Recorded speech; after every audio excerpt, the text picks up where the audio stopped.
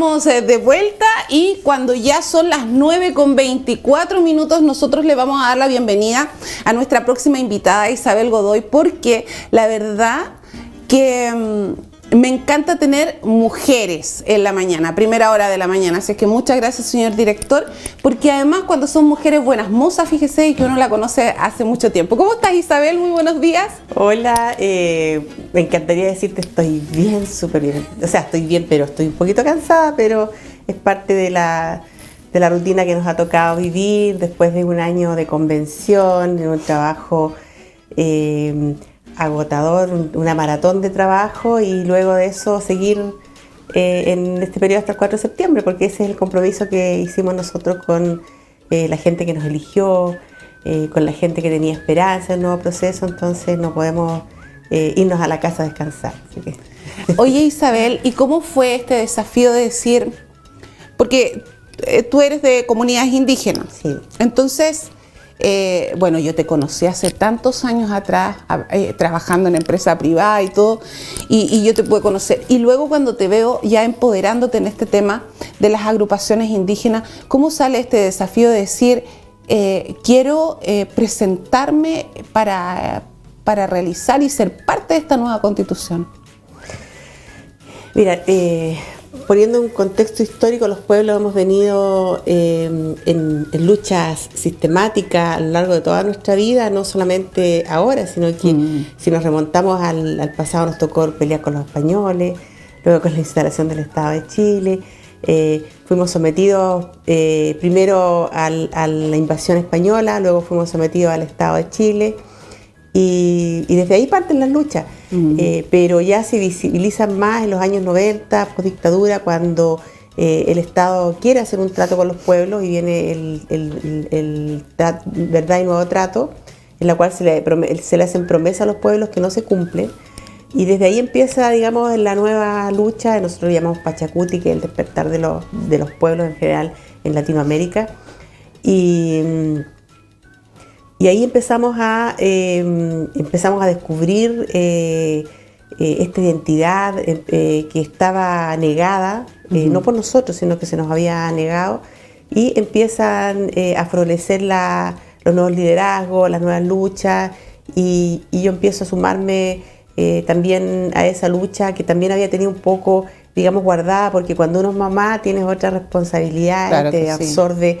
El tiempo, en mi caso, que me tocó ser por mucho tiempo mamá y papá, criar a mis hijos. Entonces es una labor que muchas mujeres tenemos que realizar, y luego comienzo a trabajar con las comunidades indígenas, y también fui de parte de la gente que salió a las calles en el estallido social, y cuando vimos que quedábamos fuera empezamos a golpear puertas, a luchar para ver la manera de tener representación, y que por primera vez pudiéramos estar nosotros hablando, nosotros los pueblos, y no otros por nosotros, que tomaran nuestra voz y nuestra representación, como había sido la costumbre en esta mirada paternalista que han tenido hacia los pueblos originarios.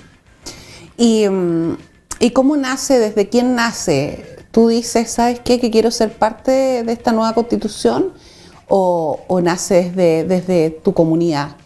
En parte, mira, lo que pasa es que cuando se abre el acuerdo este acuerdo de paz, donde se promulga la ley para la Convención Constitucional, habían dos grupos que no quedaron considerados, que son las mujeres y los pueblos originarios.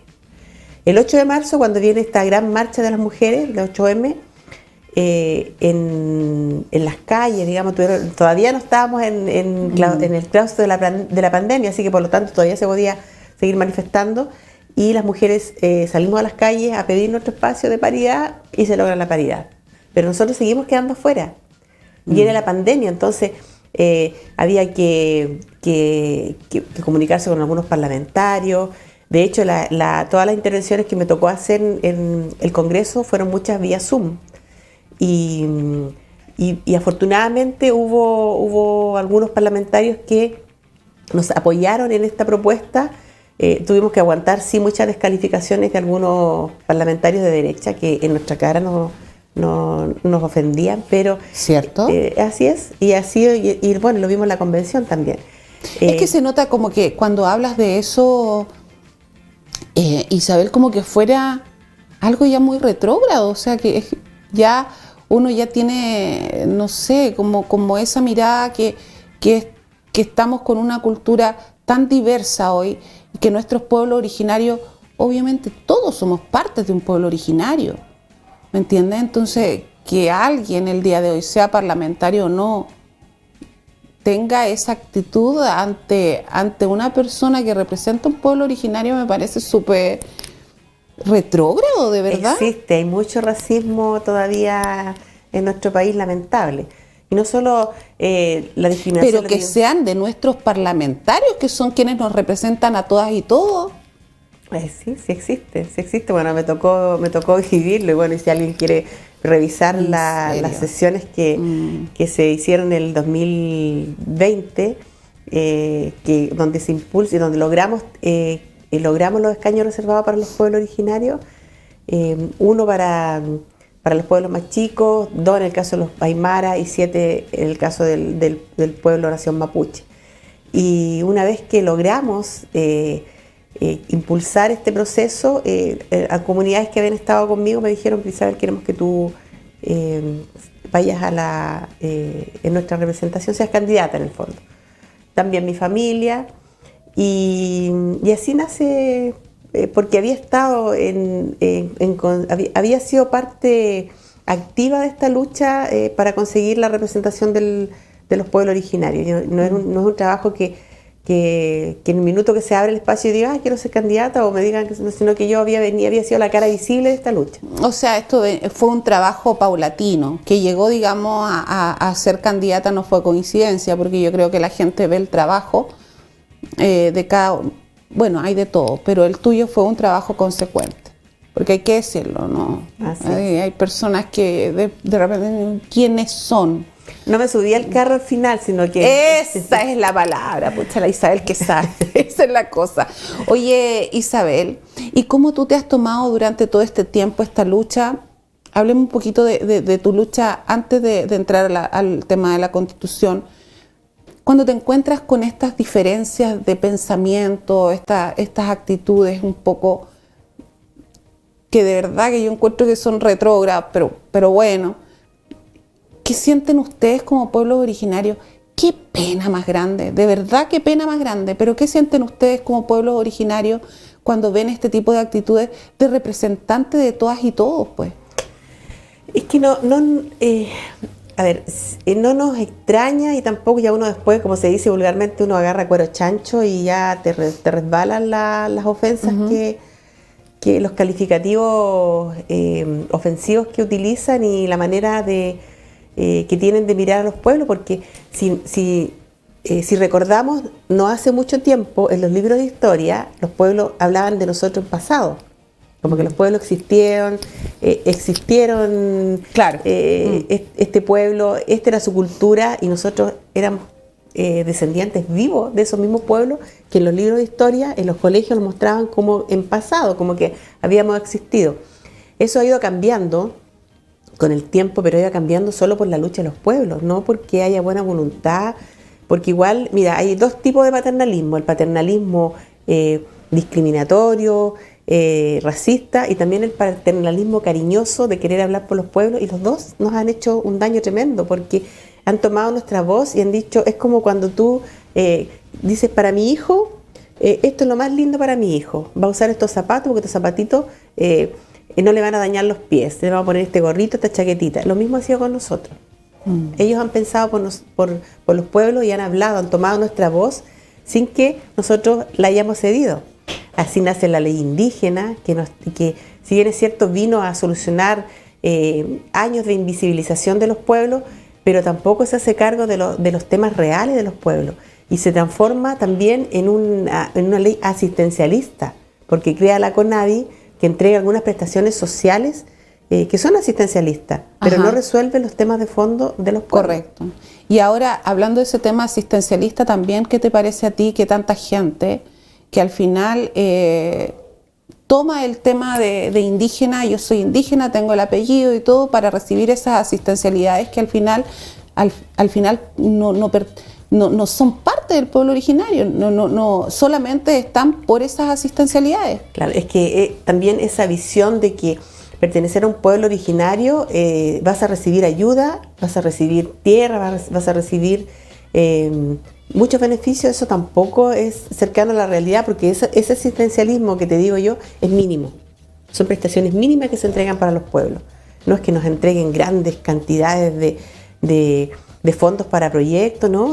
Pero sí tienen la posibilidad de estudiar sus hijos en la universidad, pueden obtener becas que otros niños no pudieran tener. Es que esa beca, perdóname que te interrumpa, esa beca tampoco es una beca de pertinencia, porque si dijéramos que por el hecho de ser indígena tienes automáticamente una beca, no es así. Es una beca que tiene fondos determinados que no alcanzan porque la mitad de la gente queda fuera. Y además esa beca también tiene exigencias, que seas del 40% más vulnerable, que ahora están exigiendo participación, que pertenezca a una agrupación y que todo el año participes de la cultura del pueblo, que eso me parece tremendamente relevante, y bueno, las notas también, pero cuando es una beca de pertinencia tendría que ser por el solo hecho de ser indígena y participar en las comunidades, debieras tener la beca, pero como tiene todas las otras exigencias, pasa a ser una beca más de las que está a disposición de toda la ciudadanía. Y como te digo, tampoco es que digan hay 1000 personas postulando, tenemos las 1000 becas, no, de esas 1000, 20, 30, entonces tampoco es una cobertura pero que universal. Muchas veces las aprovechan estos asistencialistas y no la aprovechan realmente los pueblos originarios, que sí participan en las comunidades, que sí luchan por sus raíces, que sí permanecen, digamos, con su cultura. Entonces, de repente uno dice, pucha, qué lata. Po. Sí, es que no es fácil ser de un pueblo originario, no es fácil. Por eso te lo digo. Entonces, esa mirada que hay afuera, que digan que hoy hay que acreditarse indígena para tener beneficios, no es fácil porque hay otro tipo de exterminio, que es la asimilación, y que el proyecto Nueva Constitución protege la asimilación, porque la asimilación es el término de la cultura, y cuando se termina la cultura, muere el pueblo. Cuando te obligan a salir de tu territorio, de tus tierras, donde han estado emplazados nuestros ancestros, a bajar a la ciudad, ¿qué pasa? Nuestros hijos se asimilan a la cultura imperante, que es la cultura, digamos, obviamente, claro que sí. Chilena, y no es que esté renegando de ser chilena, porque nosotros decimos, somos indígenas chilenos, somos coya chileno, mapuche chileno, eso también lo quiero aclarar, porque siempre dicen que nos queremos desmarcar de Chile, y no es así. Entonces se pierde la lengua, se pierde las costumbres, la transmisión de saberes que vienen desde nuestras abuelas y abuelos y ancestros, y se pierde la cultura. Entonces esa es la asimilación, y eso ha pasado con muchos indígenas que viven en la ciudad y de pronto descubren que su apellido, y empiezan a investigar y descubren que vienen de un pueblo originario, y muchos de ellos dicen, bueno, yo quiero rescatar la cultura y quiero revivir el pueblo. Y hay mucha gente que está en búsqueda de eso y de búsqueda de su identidad, y eso está bien, porque eso revitaliza el pueblo. Pero si alguien dice, oye, yo tengo apellido indígena, pero yo quiero porque yo lo he oído, yo vengo a acreditarme porque quiero un terreno. Que creen que es llegar y decir yo soy indígena y me van a dar un terreno. No es así, porque el territorio está ligado a la ancestralidad, a donde habitaban nuestros ancestros, y pertenecer ahora les llaman comunidad, porque la ley indígena nos calificó como comunidad, como ellos quisieron, como ellos vieron. ¿Cómo está visto desde los chilenos una junta de vecinos? Asimilemos una comunidad a una junta de vecinos con un presidente, un tesorero, pero los pueblos no nos constituíamos así. Esa no era nuestra organización política. Nuestra organización política era tener los clanes familiares y los ayu, que se llaman. ¿Tú crees que si hubiésemos sido más respetuosos con nuestros pueblos originarios y hasta el día de hoy fuésemos más respetuosos con nuestros pueblos originarios, nuestro medio ambiente hubiera estado con una mirada totalmente distinta? Por supuesto, porque por ejemplo nuestras abuelas que recogían las hierbas en la cordillera para hacer medicina, tomaban lo que necesitaban nomás. No sacaban grandes extracciones, volúmenes para venderlos y para comercializarlos y por el propósito de acumular riqueza. Eso no existía en nuestros pueblos. Cazar un guanaco, el animal tenías que aprovecharlo completo. ¿Y qué se hace ahora?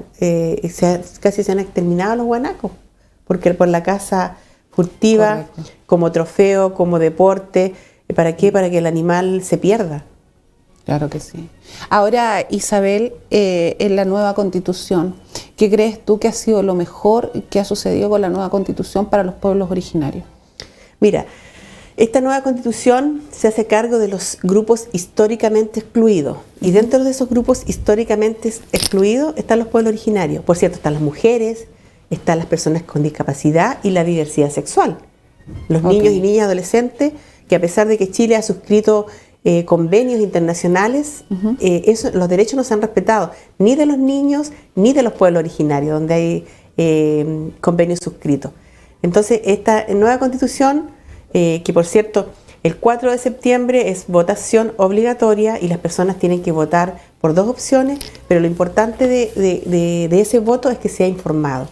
Y la información está en el texto, que lo están regalando gratuitamente aquí en el edificio Doña Isidora, que está en Chacabuco, en Vallejo, con los Carreras, en la oficina 201. Para que lean, cuando escuchen, por ejemplo, si están escuchando lo que yo estoy diciendo. ¿En qué artículo de la Seremía de Gobierno dice el señor director que lo están entregando? Sí. Entonces, ahora, ¿en qué artículo la gente que le interesa leer sobre los pueblos originarios en este librito lo puede encontrar? Lo que pasa es que está en varios capítulos. ¿Ya? Por ejemplo, los primeros articulados 1 y 2 habla de que Chile es un país plurinacional, ecológico. Ajá. Ahí podemos. Chile es un Estado social y democrático de derecho, es plurinacional, intercultural, regional y ecológico.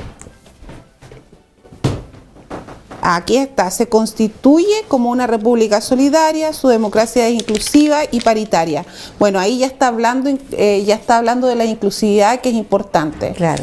Exacto. Y arriba hablar de plurinacional. Ahora, yo he escuchado gente que dice, pero ¿cómo no van a decir que somos plurinacionales? Es que mira, la plurinacionalidad tiene que ver. Mira, y también dice abajo, si tú vas al artículo 3, lee el artículo 3, ¿qué dice? El artículo 3, vamos inmediatamente. Dice, la protección y garantía de los derechos humanos individuales y colectivos son el fundamento del Estado y orientan toda su actividad. Es deber del Estado generar las condiciones necesarias y proveer los bienes y servicios para asegurar el igual goce de los derechos y la integración de las personas a la vida política, económica, social, cultural para su pleno desarrollo. Ya, ese es el inciso 3. Pero el artículo 3 dice, Chile en su diversidad geográfica, natural, histórica y cultural forma un territorio único e indivisible. Ya, entonces el Estado es único e indivisible, ¿cierto? Y dice que es plurinacional, por lo tanto dice que este Estado, que es único e indivisible, coexiste con diversas naciones y esas naciones son los pueblos originarios. Ahora definamos qué es nación. Nación es un grupo de personas que tienen una cultura en común, una lengua en común, una cosmovisión en común y un territorio en común. Eso conforma una nación. Es decir, cada pueblo compone una nación, cumple con ese requisito. Por lo tanto, el Estado puede declararse plurinacional sin dividirse. Y los pueblos a esta convención vinimos a buscar la inclusión, la paz y la unión de Chile. Y que nos sacaran de la alfombra, porque nos tenían debajo de la alfombra. Ahora, hablando de los pueblos originarios acá en Atacama, que la gran mayoría son diaguitas coya, ¿no? Hay otros, pero los más grandes son los diaguitas y los coya. ¿Y qué te parece a ti con respecto al tema de los coyas, que están tan cerca de la cordillera, pero cada vez más encerrados por el tema de las mineras? Mira, esta región tiene dos pueblos originarios. Los demás pueblos son pueblos que vienen en tránsito por otras situaciones de migración interna, pero los pueblos originarios de la región de Atacama son el pueblo Coya y el pueblo Diaguita. El pueblo Coya se encuentra emplazado en la cordillera. La actividad minera, que no ha sido amigable no solo con los pueblos, sino que en general con todos los que habitamos la región de Atacama, si no veamos Tierra Amarilla como está, ha sido la principal razón de que muchos hayan migrado, porque están en constante afectación de la naturaleza y la protección del territorio que han hecho los pueblos. No sé si te recuerdas que una comunidad junto a otras comunidades pararon la licitación del litio, de que explotaran el salar de Maricunga. Pero eso no es por una actitud antojadiza de los pueblos, sino que han visto la afectación. Si matamos la naturaleza, matamos todo lo que existe en la naturaleza. ¿Y qué existe en la naturaleza? Existen animales, vegetación y nosotros, el humano.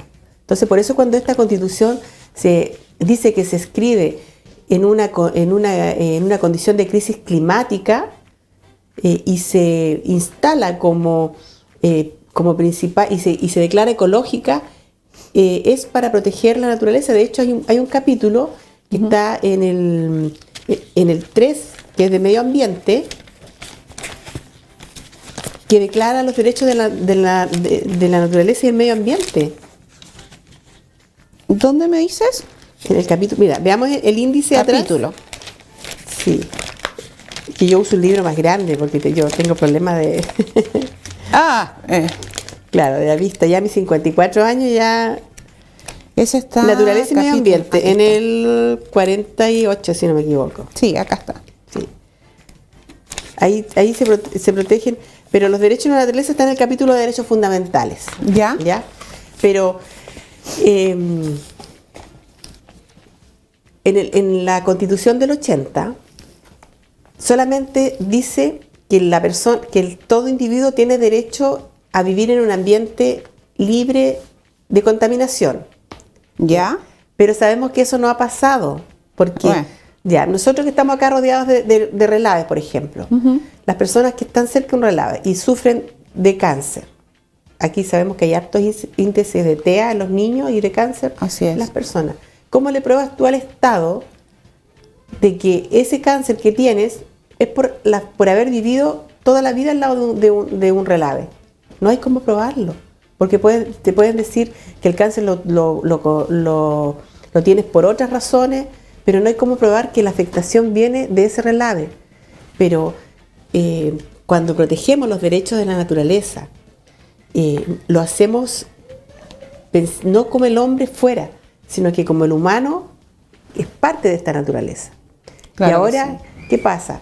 Que cuando se protegen los derechos de la naturaleza y tú ves que alguien está afectando, ese relave está afectando la naturaleza, está matando la vegetación, todos podemos ir a demandar en nombre de la naturaleza la afectación.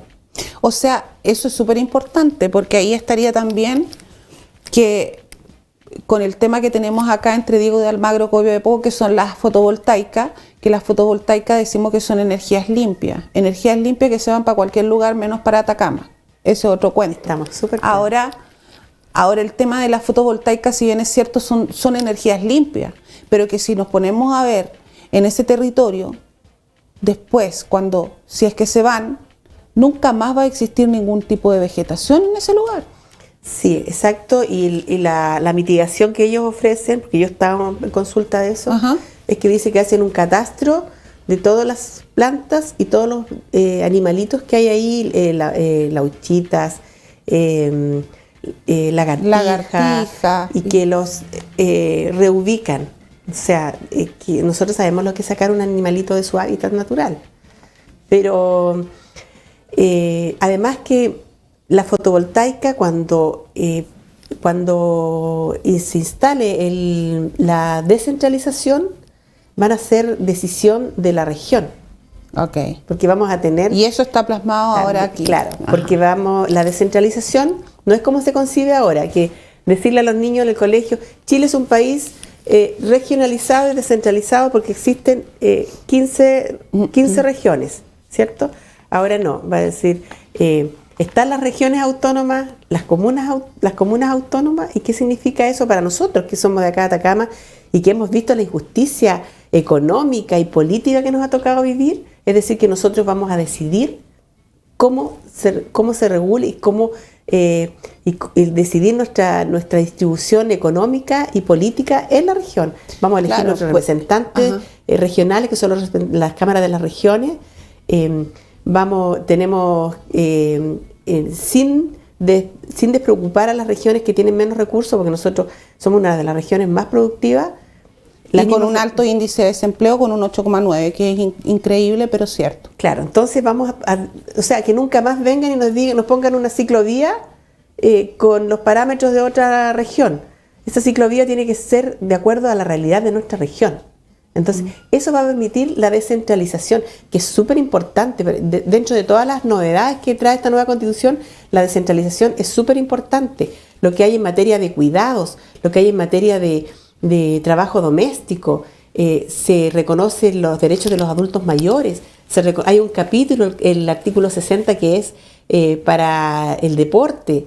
Entonces hay muchos derechos que se están consagrando y que no están en el otro texto. Entonces por eso es importante que las personas lo puedan leer.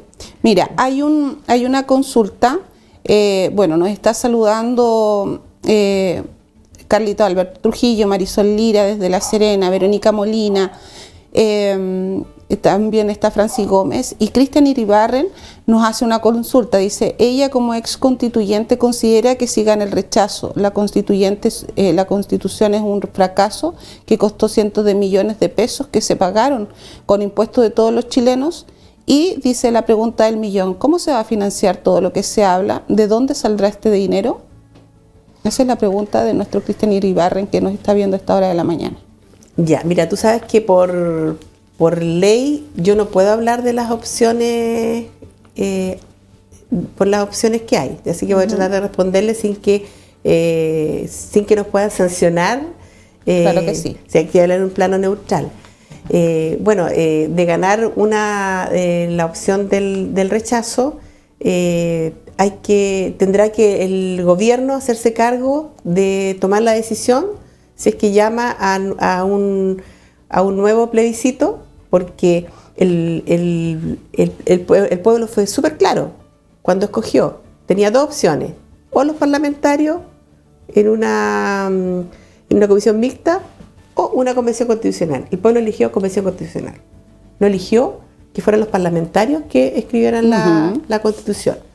Por lo tanto, esa sería una vía. Pero eso no lo puedo decidir yo. Eso lo tiene que decidir, porque yo ya hice el trabajo para el cual me mandataron. Ahora, una consulta que tiene toda la gente que he conversado, porque la gente todavía tiene muchas dudas, Isabel. Es increíble cómo la gente está dudosa aún. Y mucha gente opina del libro, pero sin haberlo leído y sin entenderlo, porque además a veces a algunas personas nos puede costar más que a otros entender el tema de los artículos y todo lo demás. Para ustedes a lo mejor es algo del día a día porque lo trabajaron durante mucho tiempo. Pero ya, si gana el apruebo, sigue este librito, esta nueva constitución se aprueba y esta es la constitución que tomaríamos. Si gana el rechazo, ¿qué va a suceder? ¿Esta constitución se arregla? ¿Seguimos con la anterior?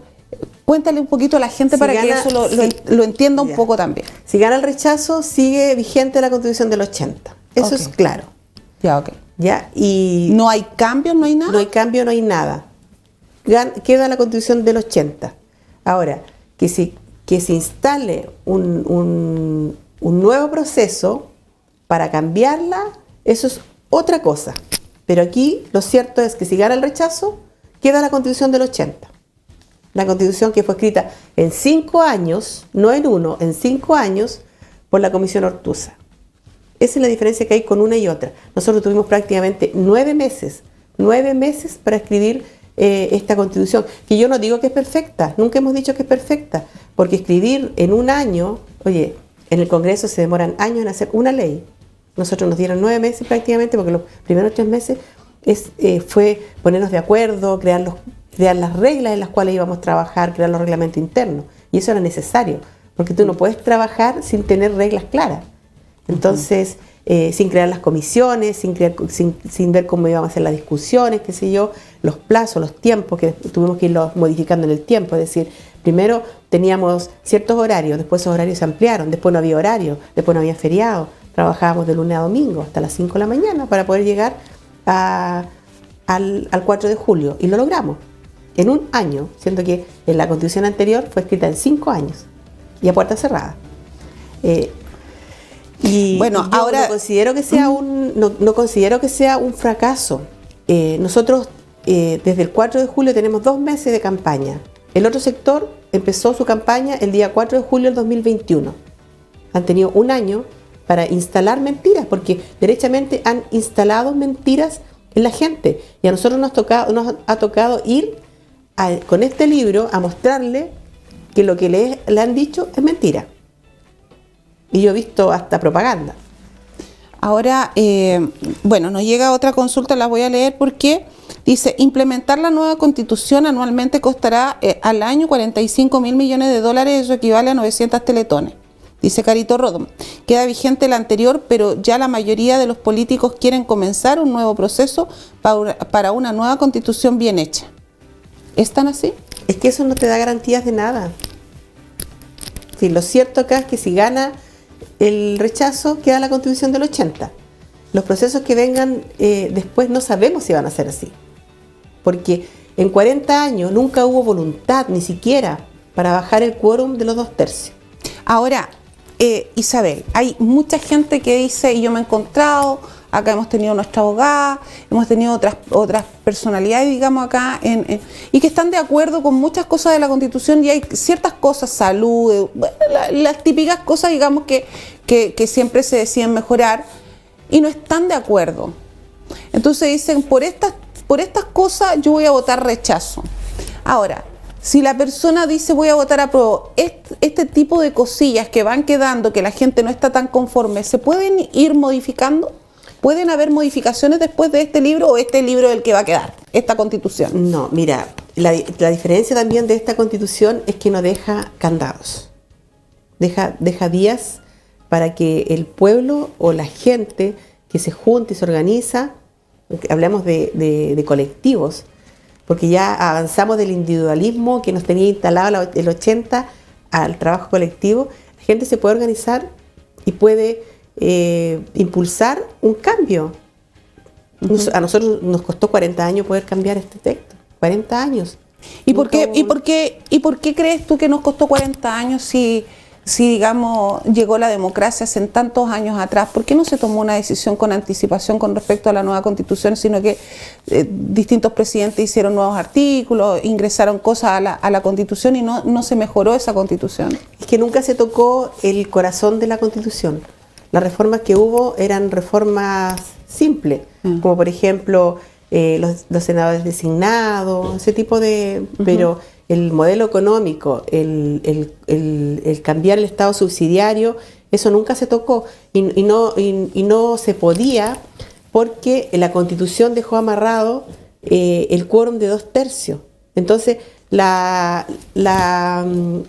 acuérdate tú cuando querían hacer un cambio de salud, por ejemplo, impulsaban un proyecto y después corrían algunos parlamentarios al Tribunal Constitucional y decían es inconstitucional, no se puede. No se podía hacer reforma a las pensiones, no se podía hacer reformas. Que ellos no estuvieran de acuerdo era inconstitucional. O sea, el techo y la barrera era la Constitución del 80. Y por eso que la gente se cansó, la gente costó entender, y fueron los jóvenes que nos abrieron la visión, la conciencia, y lograron despertar al resto de la gente. Entonces, por eso que la exigencia era el cambio de Constitución. Ahora, Isabel, en el tema salud y educación, el tema salud, que la gente está muy preocupada, ¿será tan así que van a haber más aglomeraciones por el hecho que no van a existir las ISAPRE, que las ISAPRE se van a transformar en aseguradoras y claro, y hoy la gente, bueno, hoy que hayan dicho del tema que ya la gente del grupo 6D ya no pague, yo creo que el presidente Boric hizo lo que realmente correspondía, porque era un absurdo que la gente que pagamos nuestras imposiciones tengamos que ir a pagar también en los servicios públicos. ¿Crees tú que ahora que se viene esto va a haber un colapso en la salud más con el tema pandemia? Yo creo que no. Yo creo que el entregar la salud como un derecho y no un acceso y arréglese usted como pueda, es un cambio sustantivo. Y van a haber más recursos, así como van a haber más recursos, va a ser mejor la implementación. Oye, y tampoco es que se elimine la salud privada, va a seguir existiendo. Si tú estás en un ISAPRE, tu 7% te cubre cierta parte y tú tienes que pagar un adicional para poder tener un buen plan de salud. Porque si no, con tu 7% tienes un plan que igual terminas pagando. Reguleque. Malo, porque si tú vas a ocupar el pabellón, no te va a cubrir el 100%, igual tienes que pagar. Claro, siempre tienen los 80 y los 70. Y los aranceles son más altos, el ISAPRE, qué sé yo. Entonces, va a ser lo mismo, porque tú vas a tener el derecho a la salud, y si tú quieres pagar un adicional, tú pagas el adicional a los particulares y tienes un complemento de salud tal como lo tienes ahora. O sea, las opciones van a seguir existiendo. No es que se termine y que se acabe y que todos vamos a tener solamente salud privada. No, están las dos opciones. La salud pública, que es universal, solidaria, y el complemento de la salud privada para quienes quieran optar a ese sistema.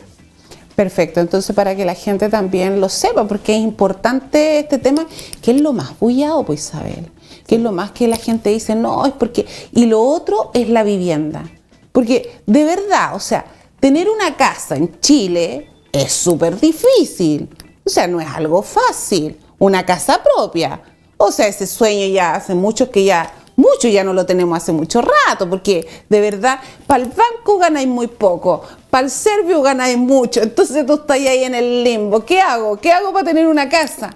Entonces, la gente se asusta mucho con estos temas que son realmente la educación, la salud y la vivienda. Esos somos los chilenos, somos súper concisos y precisos. Ahora, el tema vivienda, ¿cómo se viene en la nueva Constitución? Mira, señalar que en la Constitución del 80 no habla nada de la vivienda, no la menciona. Y la gente igual ha podido optar en la Constitución del 80 no dice la casa propia, no lo menciona en ningún lado. No, hay palabras que una vez estuve con un señor que es pero experto en este tema, y hay varias palabras en la Constitución que al no decirse cambia inmediatamente todo lo que tú pudieras interpretar, no es. Inclusive una coma, un punto y coma te puede cambiar el sentido de una frase. Pero contextualizando, no dice en ninguna parte de la Constitución del 80 casa propia, ni vivienda, nada de eso, nada. Y habla solamente de la propiedad, ¿ya? En esta Constitución se garantiza el derecho a la vivienda. ¿Y qué tenemos por vivienda? Vivienda es un concepto amplio, en lo cual tú puedes tener casa propia, puedes arrendar o puedes tener un comodato. Es decir, si tú dejaras en un texto, se garantiza el derecho a la casa propia, y la gente que arrienda, porque aunque no lo creas, hay personas que prefieren arrendar. Entonces, le cierras la puerta a la gente que arrienda y a los comodatos. Por eso que el concepto general, no solamente en esta Constitución, si tú lees lo que dice, de hecho, en la biblioteca del Congreso, online, tú pones un comparador de derecho a la vivienda y te aparecen todos los artículos en el mundo. Está Alemania, está Holanda, Suecia, aquí en Sudamérica también, y hablan del acceso a la vivienda, del derecho a la vivienda, dice, que es distinto de acceso a derecho. El derecho a la vivienda, y hablan de una vivienda propia, una vivienda digna, se me enredó ya la palabra, pero vivienda digna y adecuada. Okay. Inclusive aquí en el artículo 51 la describe ¿Y por qué la describe? Dice que con los espacios armónicos, porque sabemos cómo se han construido las viviendas, sobre todo las básicas. O sea, perdón, pero de verdad o sea, es para, hay que reconocer. Es para el matrimonio, con un hijo. Pero mira, yo no, ningún punto de vista ni de aquí ni para allá. Neutral. Dígame que las últimas casas que entregó la dictadura eran unas cajas de fósforo que no podían ni siquiera, o sea, si tú entras al comedor tenías que salir, el otro tenía que salir para el baño porque 3 no podían estar. E inclusive hicieron hoy humor, ¿te acuerdas? Que se han ido modificando las viviendas. Ahora con esto, ¿tú crees que van a ser? Pero déjame terminar el punto. Entonces, ese concepto de vivienda que es universal, o sea, que me refiero yo que en varias constituciones del mundo existe. De hecho, cuando discutimos la vivienda, fueron comités de vivienda con sus propuestas de norma. Revisamos todas las constituciones de otros países, no solamente de acá de Sudamérica, sino que de Europa, para poder llegar a un texto, y fue el texto que se llegó en el artículo 51 que la describe, y además se asegura un banco de suelo. ¿Qué quiere decir ese banco de suelo? Que el Estado va a tener que garantizar espacio para la construcción de viviendas sociales. No como ahora, porque ahora hay una verdadera colusión de las inmobiliarias, y son las inmobiliarias las que están instalando el que las personas van a perder su casa. ¿Por qué? Porque ellos se han coludido todos estos años. Empresas que debían ejercer el libre mercado para ofrecernos buenos precios a los consumidores, ¿qué han hecho? Se han coludido para su beneficio. ¿Y qué pasa? Que cuando te dan el subsidio para obtener una vivienda, no te alcanza para cubrir la vivienda. Y es lo que tú dijiste, por eso yo me reía cuando tú porque me interpretabas tan bien con lo que estabas diciendo, que cuando ese subsidio me alcanza para el pie prácticamente, y lo demás lo tengo que cubrir con un banco. Y el banco me revisa si soy sujeto de crédito o no. ¿Qué pasa? Que la gente prefiere ir a tomarse terreno y estar en estas tomas, en estos campamentos, y por eso que han proliferado los campamentos. Pero y resulta que también ahí hay un problema, pues Isabel, porque resulta de que la gente que es de clase media no quiere ir a un campamento a vivir, pues, y es la gente que menos puede optar a una vivienda. Exactamente, entonces por eso se hace cargo de esto. Y donde se protege la propiedad de la vivienda es en el artículo 78, que dice que toda persona tiene derecho a la propiedad de sus bienes. Otra vez estamos en un concepto amplio, porque no puede decir se protege la propiedad de tu casa. ¿Y qué pasa con tu auto? ¿Qué pasa si tienes un terreno? ¿Qué pasa si tienes otra casa? ¿Qué pasa si tienes un galpón o la propiedad de una empresa? Por eso que habla de tus bienes, y cuando habla de la propiedad de tus bienes, está protegiendo si tienes 1, 2, 3, 4 casas o si tienes un terreno. Entonces, por eso tiene que estos conceptos amplios, que abarque todo, que abarque otros conceptos. Llega una consulta, dice, ¿cómo era? ¿Son heredables? Por supuesto, por supuesto. Ok. Al tener la propiedad al tener la propiedad de tus bienes, son tuyos, y tú los puedes vender, los puedes heredar, y puedes hacer lo que en el marco de la ley puedes hacer con tu propiedad. Ok. Dice, a ver, artículo 78. Y se han puesto creativos, chiquillos. Hay harto. En la Constitución, dice Carito Rodón, vamos a ir. ¡Ay! ¿Quién? Se han puesto bien creativos, chiquillos. Se dejó el copago en el CID y dejaron sin financiamiento a los FONASA con sus trasplantes. Ya, pero eso no es de la Constitución. No. En la Constitución del 80 consagra la propiedad privada que ustedes rechazaron y ahora no sería heredable. Abra las líneas, dice. Artículo 78. Vamos a ver el artículo. Es textual lo que dice la Constitución del 80. Vamos a leer el artículo 78, dijo. 78. Toda persona natural o jurídica tiene derecho de propiedad en todas sus especies y sobre toda clase de bienes, salvo aquellos que la naturaleza ha hecho comunes a todas las personas y los que la Constitución o la ley declaren inapropiables. Corresponderá a la ley determinar el modo de adquirir la propiedad, su contenido, límites y deberes, conforme con su función social y ecológica. Ninguna persona puede ser privada de su propiedad, sino en virtud de una ley que autorice la expropiación por causa de utilidad pública o interés general declarado por el legislador. Bueno, y la expropiación ha existido siempre, y cuando habla de utilidad pública, quiere decir que si, por ejemplo, esta casa, aquí donde estamos, quiere pasar una carretera, una calle, el Estado puede dictar un decreto de expropiación, porque es utilidad pública. Ajá. Una carretera, una calle. Bueno, pero y aquí siempre dicen hasta la forma de pago que debe haber, claro, para esa expropiación. Pero siempre, tú también tienes la opción de ir a demandar al Estado y de oponerte. Sí, claro, exacto. Y eso es lo que existe ahora y es lo que queda en la Constitución. Eso sí, claro. Eso existe y queda. Ya. Y dice con prepago, es decir, previo pago. Ajá. No quiere decir que te van a dice todo como deben pagar, ¿ah? Porque dice, el pago deberá efectuarse de forma previa a la toma de posesión material del bien expropiado, y la persona expropiada siempre podrá reclamar de la legalidad del acto expropiatorio, así como del monto y la modalidad del pago ante los tribunales que determine la ley. Ahí habla perfecto. Vamos a otra consulta que nos llega, y es nuestro querido Carlitos Álamo, nuestro corresponsal de Chañaral, nuestro Carlitos Álamo de Radio Star Mix. Dice: saludos, Isabel.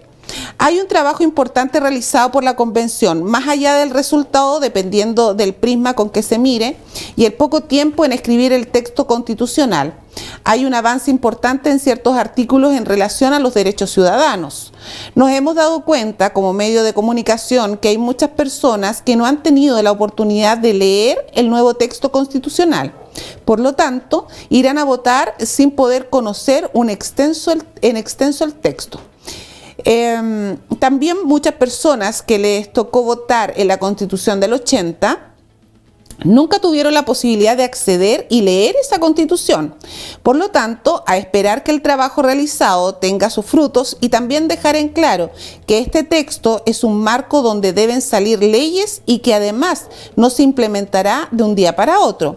Saludos, los ex convencionales estarán el viernes en Chañaral.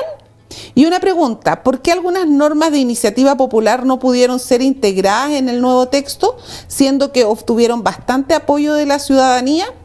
Carlos Álamos, nuestro Carlito Álamos. Sí, el viernes vamos a estar no tengo todavía la dirección, pero en Chañaral, en un conversatorio que son diálogos ciudadanos que está impulsando el gobierno regional. Perfecto. Con un fondo especial para ello.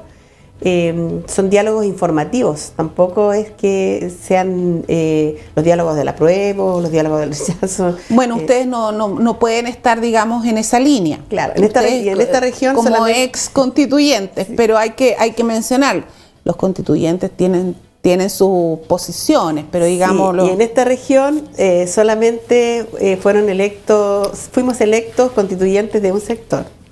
Claro. Oye, Isabel, bueno, se nos pasó harto la hora porque la gente está bien creativa, entonces, señor director, perdón. Pero bueno, ha sido una interesante conversación. También la idea es que toda la gente pueda ir a votar en septiembre, digamos, bien informada, sí. que puedan leer la nueva Constitución, los cambios que se han realizado, y además hay mucha gente que a lo mejor no puede leer porque no sabe, porque en Chile todavía está... Digamos. Hay un link, después voy a ver si te lo comparto, de una constitución que está en audio, que se ha entregado para la gente que como un audiolibro. Audiolibro, exactamente. Ajá. Y eso es importante, bueno, porque todavía estamos con estas diferencias. Carlito hizo una pregunta. Sí, ya pues, respóndala entonces. Ya. Mira, Carlito, decirte que hicimos los mayores esfuerzos por dejar casi todas las propuestas de la ciudadanía, las propuestas populares, pero aquellas no llegadas con plata, sino que las que llegaron con esfuerzo de la gente del pueblo, pero hubo discusiones en el ejercicio democrático, hubo discusiones y hubo debates internos pero también teníamos el quórum de los 2/3. Por lo tanto, había que llegar a 103 votos para poder dejar plasmado la voz del pueblo en este texto. Y yo creo que el 70-80% de eso está aquí, lo peleamos. Y quisimos que quedara, por eso están los derechos, por eso pasamos de un Estado subsidiario a un Estado social y democrático de derecho, por eso se protege la naturaleza, por eso hay soberanía alimentaria, por eso hay derechos de las mujeres, de los adultos mayores, los derechos de cuidados, derecho de trabajo doméstico que se pone en valor, el derecho al deporte, que nos juntamos con organizaciones deportivas y quedó esa norma, los derechos de los animales y tantos otros derechos que son una innovación en cuanto al texto constitucional. Claro, y hay que decir también lo que dijo Carlitos Álamo, esto no va a ser de un día para otro, si llega a quedar claro. Así es que yo te quiero agradecer, Isabel, por estar con nosotros, por haber estado una mujer conversando el día de hoy de esta nueva constitución, una ex constituyente. Así es que agradecerte por estar aquí el día de hoy, por esta extensa conversación que ha sido muy importante y que a tanta gente le gustó y pudo participar de ella también. Muchas gracias. Bueno, ahí estábamos entonces con Isabel Godoy, ex constituyente Coya, y nosotros nos vamos a una pausa muy cortita. Usted no se mueva de nuestra sintonía, porque nosotros vamos a una pausa cortita y volvemos enseguida con mucho más, un nueo día, Atacama Despierta.